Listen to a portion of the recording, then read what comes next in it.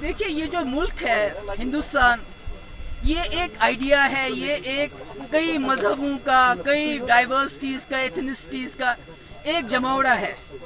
तो कांग्रेस ने इस मुल्क को बचा के रखा, समेट के रखा। उनमें भी कोई गलतियां हुई होंगी, और अब जो हो रहा है पिछले 5-7 साल से जो हिंदुस्तान में हो रहा है, कि लगता है ऐसा कि बीजेपी इस मुल्क को टुकड़े टुकड़े करना चाहती है, हिंदू मुस्लिम के मजहब के ऊपर लोगों को डिवाइड करना चाहती है।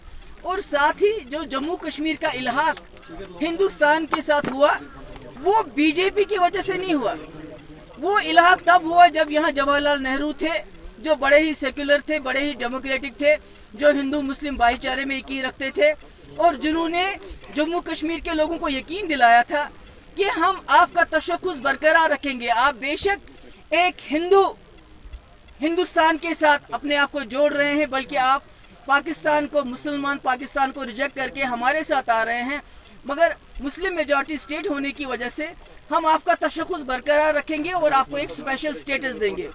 तो इन शर्तों पे कांग्रेस ने जम्मू कश्मीर को अपने साथ मिलाया था। अगर कांग्रेस नहीं होती, अगर बीजेपी होती, तो मुझे नहीं लगता कि जम्मू कश्मीर इस वक्त इस मुल्क का हिस्सा होता।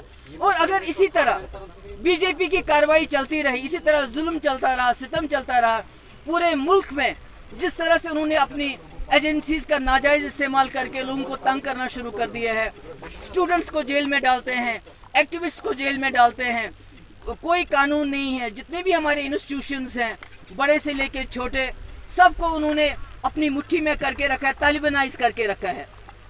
यानी उनको बंदूक के बलबूते पे चलाते हैं, जोर जबरदस्ती चलाते हैं। तो मेरा ये कहना है कि अगर बीजेपी होश के नाखून नहीं लेती, अगर वो ये नहीं समझती कि वो इस मुल्क के साथ क्या कर रहे हैं, इतने खूबसूरत मुल्क के साथ, इसको कैसे वो टुकड़ों टुकड़ों में बांटने की कोशिश कर रहे हैं, तो आगे बहुत देर हो जाएगी, और उससे पूरे मुल्क को, जम्मू कश्मीर को तो नुकसान हुआ ही है, पूरे मुल्क को भी नुकसान।